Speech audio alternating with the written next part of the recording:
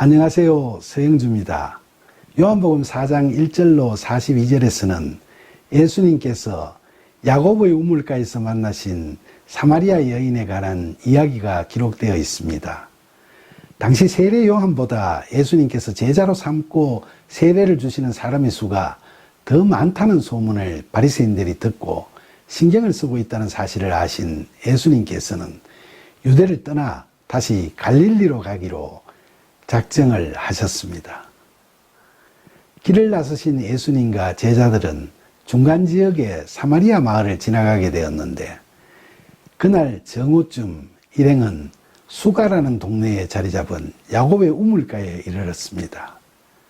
이 이야기에서 언급되고 있는 예수님께서 사마리아 여인을 만나신 야곱의 우물가라는 장소와 그곳에 도착하신 정오라는 시간에는 중요한 의미가 담겨 있습니다. 그 마을은 과거 야곱의 땅이었고 그래서 원래 거기 살던 사람들은 마을 우물을 야곱의 우물이라고 불렀습니다. 그러니까 야곱 때부터 그동안 그곳에 살던 사람들은 그 샘물을 먹고 살았습니다. 그곳은 유대인의 역사와 생명의 원천이 되는 의미심장한 장소였던 겁니다. 그리고 여기 도착한 시간인 그 6시는 우리가 쓰는 일반 시간으로는 정오를 가리킵니다. 그러니까 예수님께서 그 우물가에 도착했던 시간은 낮 12시입니다. 정오는 그림자가 없는 시간, 즉 바른 진리를 선포할 시간임을 상징합니다.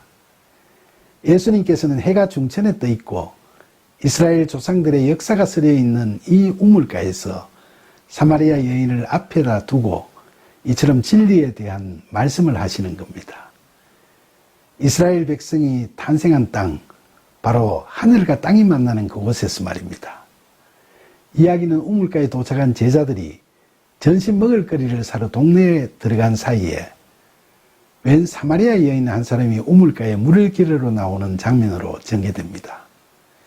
그 여인을 보신 예수님께서는 그녀에게 물 좀 달라고 말씀을 하셨습니다.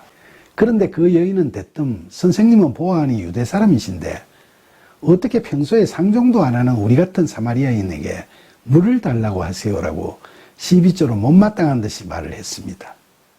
그러자 예수님께서는 너가 만일 하나님의 선물이 무엇인지를 알고 또 너에게 물 좀 달라고 하는 내가 누구인지를 알았더라면 너가 나에게 오히려 물 달라고 구했을 것이요 나는 너에게 생수를 주었을 것이다 라고 말씀하셨습니다. 그러자 그녀는 어이가 없다는 듯이 아니 선생님은 물길을 그릇도 없고 이 우물은 깊은데 어디서 생수를 얻는단 말씀이세요? 라고 퉁명스럽게 말을 내뱉으면서 우리 조상 야곱이 이 우물을 우리에게 주셨고 또 여기서 자기와 자기 아들들과 짐승이 다 마셨는데 선생님은 그런 우리 조상 야곱보다 더 위대하신 분이란 말씀이세요? 라고 대들듯이 말했습니다. 그러자 예수님께서는 요한복음 4장 14절의 말씀처럼 이 물을 마시는 사람은 다시 목마를 것이지만 내가 주는 물을 마시는 사람은 영원히 목마르지 않을 것이다. 내가 주는 물은 그 물을 마신 그 사람 속에서 영생에 이르게 하는 샘물이 될 것이다 라고 대답하셨습니다. 그 말씀을 들은 견해는 도무지 이해가 되지 않는다는 투로 선생님이 주신다는 그 물을 내게도 주세요. 그러면 나는 목마르지도 않고 또 이렇게 물길로 여기까지 나오는 수고도 안 해도 되겠네요 라고 다소 냉소적인 말로 답했습니다. 그러자 예수님께서는 갑자기 그녀에게 가서 너 남편을 불러오너라 라고 말씀하셨습니다. 남편 이야기가 나오자 그녀는 저는 남편이 없어요 라고 응답했습니다. 그랬는데 예수님께서 그래 맞도다 너가 남편이 없다고 한 말이 옳도다. 너에게 남편 5이 있었고 지금 동거하는 자도 너 남편이 아니니 너 말이 참 맞도다 라고 맞장구를 쳐주셨습니다. 그녀는 자신의 사정을 빤히 다 아시는 듯이 말씀하시는 예수님을 보면서 아이고 선생님은 선지자로서이다 라고 꼬리를 조금 내립니다. 이야기의 이 대목에서 예수님께서는 2가지 종류의 물에 대해서 말씀을 하셨습니다. 처음에 예수님께서는 사마리아 여인에게 마실 실제 물을 좀 달라고 말씀하셨는데 그 물은 그녀가 그 우물에 길러 나온 그 물이며 그 후로 또 그녀가 계속 예수님께 이야기하는 일반적인 물을 의미합니다. 그런데 예수님께서는 그녀에게 진리와 영의 물을 주실 수 있다고 말씀하십니다. 그러나 그녀가 말귀를 잘 못 알아듣고 그런 물이 있으면 자기에게도 좀 달라고 하면서 그러면 목마르지도 않고 물 길러 올 필요도 없겠네요 라고 냉소를 짓고 말하자 예수님께서는 그녀에게 남편을 데리고 오라고 말씀하셨습니다. 왜 예수님께서는 그런 말씀을 하셨을까요?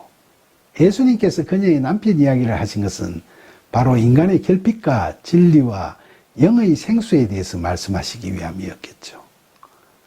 그녀는 자신의 욕구를 채우기 위해서 5번이나 남편을 바꾸면서 살았지만 이 남자 저 남자 만나면서 누린 쾌락은 순간이었고 채워지지 않는 그 결핍을 채우려고 이제는 6번째 남편과 동거하고 있습니다. 그러나 그 남편을 통해서도 그녀는 만족을 얻지 못했습니다. 그래서 예수님께서는 지금의 남편도 너 남편이 아니구나 라고 말씀하셨고 그녀는 그 말씀에 반론을 제기하지 않았고 그렇다고 자인하면서 선생님은 선지자십니다 라고 말한 거죠. 그러면서 이 이야기는 화제를 돌려 이제 신앙적인 이야기로 들어갑니다. 사마리아 여인은 선지자로 생각되는 예수님께 사뭇 진지하게 묻습니다. 우리 조상들은 이 산에서 예배했는데 선생님 같은 유대 사람들은 예배 드려야 할 곳이 예루살렘에 있다고 하더이다.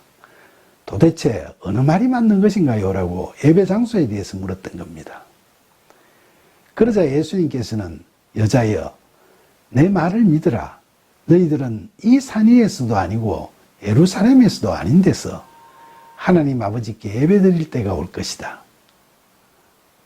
너희 사마리아인들은 너희가 알지도 못하는 것을 예배하지만 우리 유대인들은 우리가 아는 하나님께 예배드린다. 이것은 구원이 유대인에게서 나기 때문이다.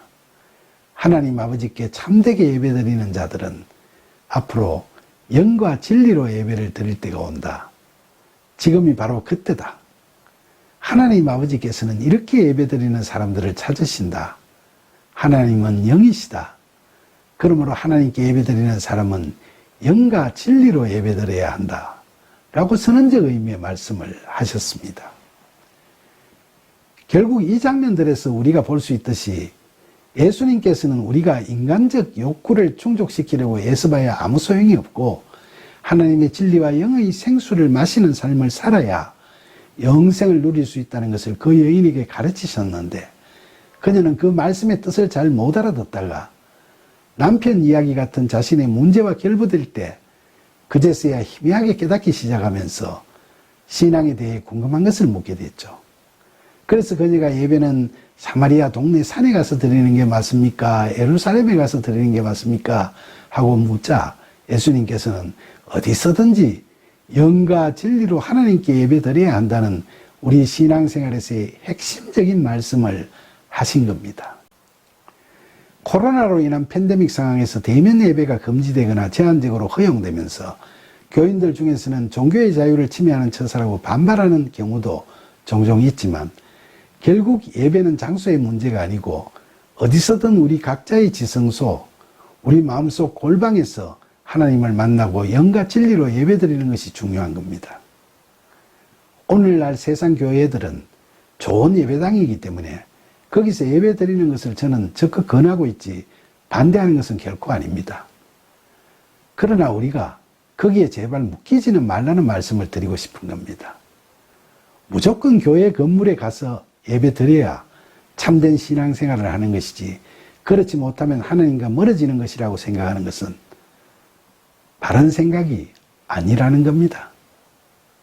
하나님께서는 우리가 어느 곳에 거하든 늘 우리와 함께 하시고 그 어느 곳에서든 우리가 영과 진리로 온 마음 다해 드리는 예배를 기뻐하십니다. 참된 예배는 특정 장소에서의 의식이 아니라 우리 삶 자체가 그러해야 한다는 거죠. 그리고 예수님의 말씀 중에서 또 하나 중요한 것이 있습니다.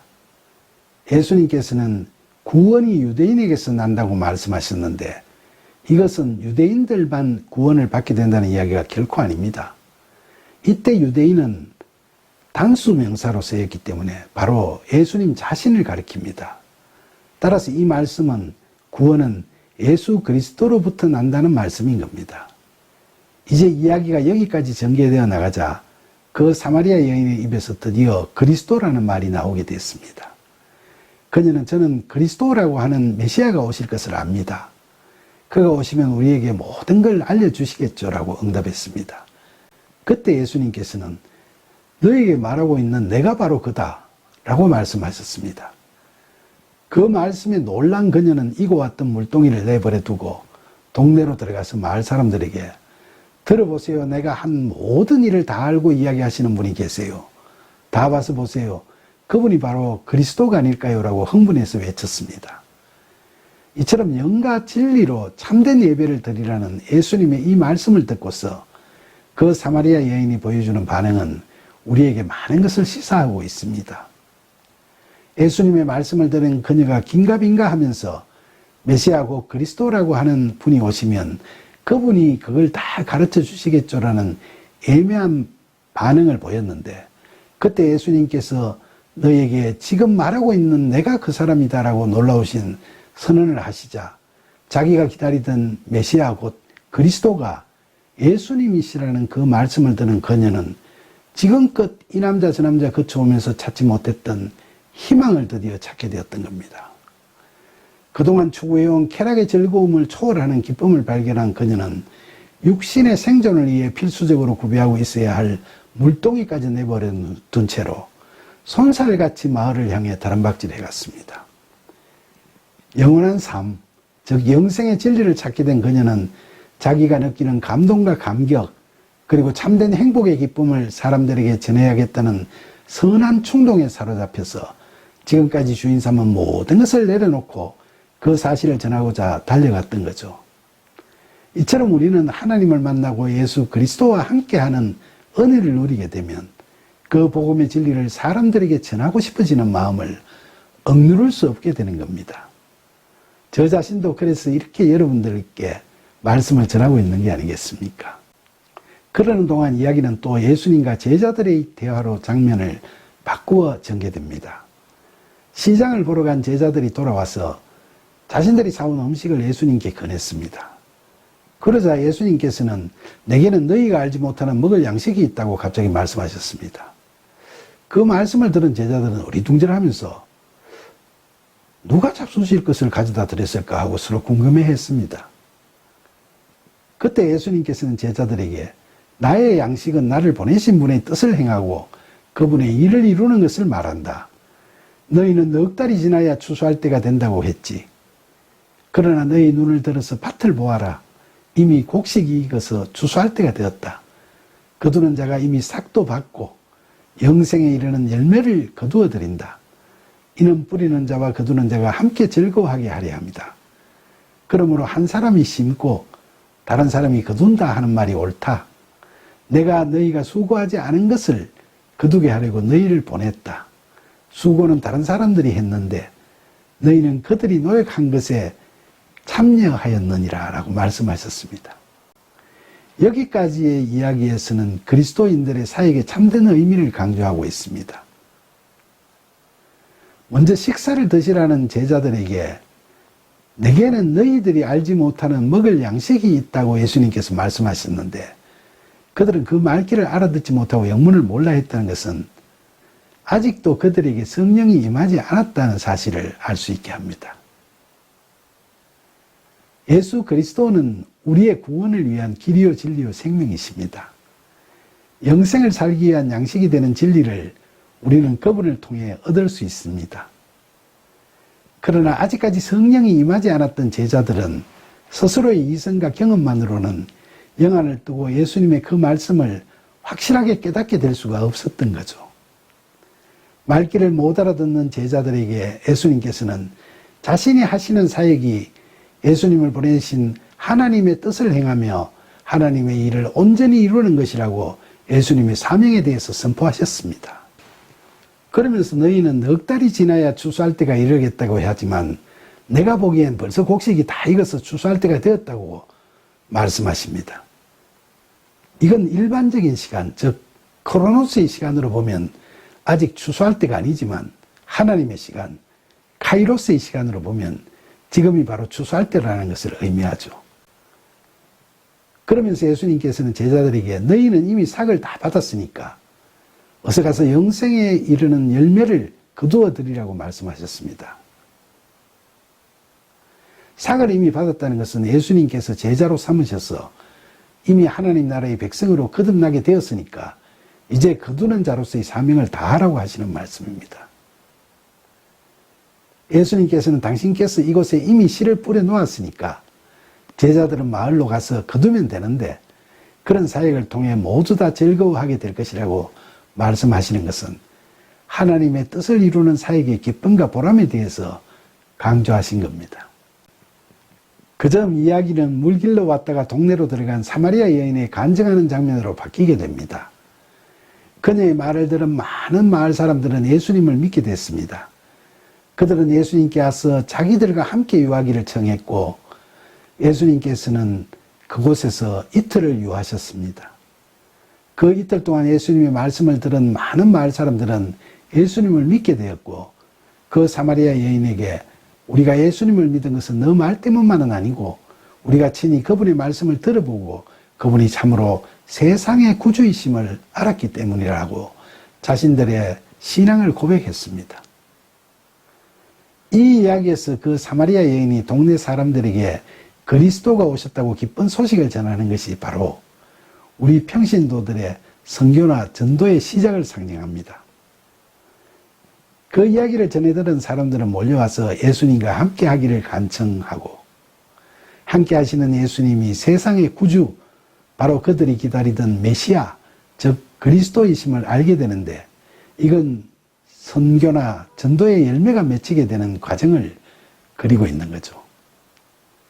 우리는 지금까지 살펴본 사마리아 여인의 이야기에서 예수님께서 말씀하신 것처럼 지금 이 순간이 바로 우리 그리스도인들이 믿지 않는 우리의 이웃들에게 복음을 전하고 그들을 하나님께로 인도해야 할 바로 그때임을 깨닫게 됩니다.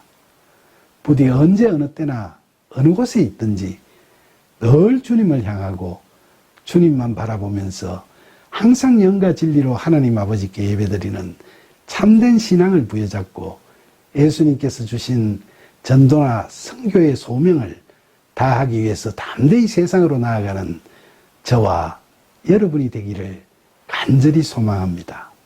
감사합니다.